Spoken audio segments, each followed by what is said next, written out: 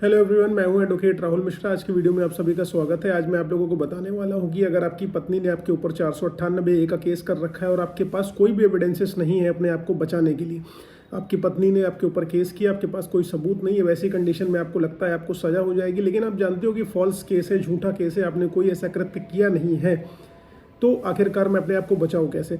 आज मैं आपको बताऊंगा एक छोटा सा काम आप लोगों को करना है। जो काम आप लोग कर देंगे तो आपकी सेफ्टी 110% इस फॉल्स केस में इंश्योर हो जाएगी। लेकिन उससे पहले हर बार की तरह मेरी रिक्वेस्ट है कि अगर आप लोग चैनल पर नए हैं या पहली बार आ रहे हैं या अभी तक आप लोगों ने इसे सब्सक्राइब नहीं किया तो प्लीज़ सब्सक्राइब करिएगा। साथ ही साथ एक हम्बल रिक्वेस्ट और है, अगर आप मुझसे पर्सनली मिलना चाहते हैं, लखनऊ, दिल्ली, इलाहाबाद में मुलाकात करना चाहते हैं, बातचीत करना चाहते हैं, तो अपनी अपॉइंटमेंट शेड्यूल कराकर आप मेरे पास आ सकते हैं। बिल्कुल अपॉइंटमेंट पेड है, फ्री बिल्कुल भी नहीं है। ठीक है, चलिए हम लोग वीडियो स्टार्ट करते हैं। देखिए, आपकी पत्नी का आपका मैट्रिमोनियल विवाद हो जाता है, आपकी पत्नी आपके ऊपर 498 केस लिखा देती है, कोई भी सबूत नहीं है आपके पास, आपको पुलिस वाले हैरेसमेंट करना शुरू कर देते हैं, डांट पीट शुरू हो जाती है, गाली गलौज शुरू हो जाती है, पुलिस पार्टी आपको परेशान करने लगती है कि आओ अपना स्टेटमेंट दो, हम तुम्हें जेल में भेज देंगे, तुम्हारी ज़िंदगी तबाह कर देंगे, तुम्हारी नौकरी ख़त्म करा देंगे। ये सारी की सारी कंडीशंस आपके साथ शुरू हो जाती है।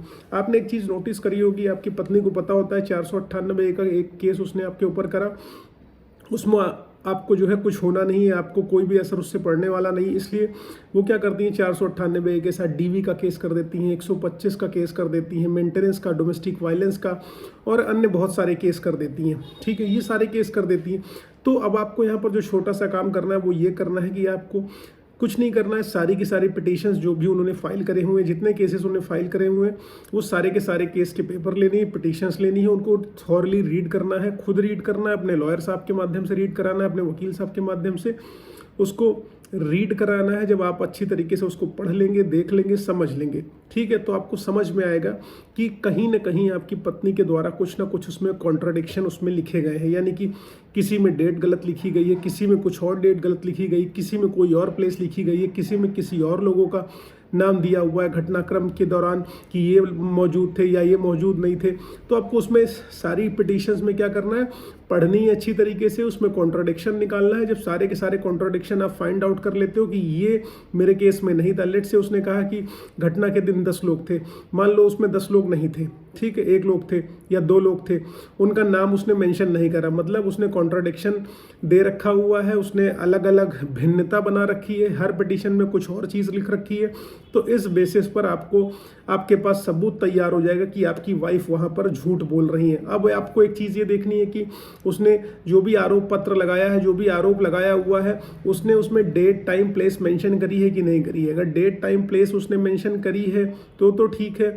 अगर डेट, टाइम, प्लेस उसने मेंशन नहीं करी है तो आप यकीन मानिए कि उसका केस फर्जी है, कहीं ना कहीं फॉल्स है। ठीक है, जब उसके स्टेटमेंट में, उसके पिटीशंस में कॉन्ट्राडिक्शन है, यानी कि अलग अलग विरोधाभास है, अलग अलग चीज़ें लिखी हुई हैं, उसने डेट, टाइम, प्लेस नहीं मेंशन करा हुआ है, उसने स्पेसिफिक रोल किसी व्यक्ति का नहीं बताया। लेट से मैंने कहा कि जो है 10 लोगों ने मुझे मिलके मारा, अब किसने सर पे मारा उसका नाम लिखना है, किसने बाल नोचे उसका नाम लिखना है, किसने लाठी से मारा उसको लिखना है, किसने पर्स छीना उसको लिखना है, कहाँ पर छीना, कितने बजे छीना, क्या किया, ये सारी की सारी चीज़ें उसमें मेंशन करनी होती है। इसको हम कहते हैं स्पेसिफिक रोल।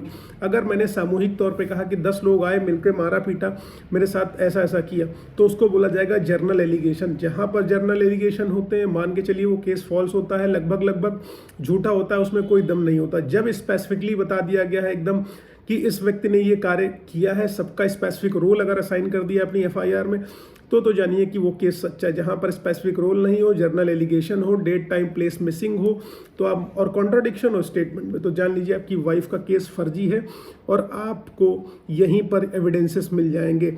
अब क्योंकि आपकी वाइफ ने अलग अलग केसेस आपके ऊपर कर रखे हैं, उसमें अलग अलग चीज़ें लिख रखी हैं, तो अब आपको यहाँ पर क्या बनता है, अब आपकी जब अलग अलग केसेस में उसने अलग अलग केसेस में चीज़ें लिख रखी हैं और एफआईआर में भी आप देख रहे हो डिफरेंट, अब जो एफआईआर की स्टेज है तो एफआईआर क्वेश्चनिंग में आ जाओ हाई कोर्ट में, और जब चार्जशीट वगैरह दाखिल हो गई है तो चार्जशीट क्वेश्चनिंग में आप आके अपने केस को ख़त्म करा सकते हैं। कंप्लीटली केस ख़त्म हो जाएगा, आपको ट्रायल फेस करने की ज़रूरत नहीं पड़ने वाली है। ठीक है, और दूसरी चीज़ एक और है कि अगर मान लीजिए आप हाई कोर्ट नहीं आना चाहते हो तो ट्रायल के दौरान कॉन्ट्रडिक्शन अपनी वाइफ का एविडेंस की स्टेज पर साबित कर दीजिए, आप केस वहीं से जीत जाएंगे। इस तरीके से आपके केस में जब आपके पास सबूत ना हो तो आप अपने लिए सबूत बना सकते हैं। उम्मीद है ये जानकारी आपको समझ में आई होगी, पसंद आई होगी। अगर ऐसा कुछ है तो प्लीज़ वीडियो को लाइक शेयर सब्सक्राइब करना मत भूलना। पर्सनली बात करनी हो लखनऊ, दिल्ली, इलाहाबाद तो डेफिनेटली आप आके मुझसे बातचीत कर सकते हो और अपनी प्रॉब्लम का सोल्यूशन पा सकते हो। Thank you so much. जय हिंद।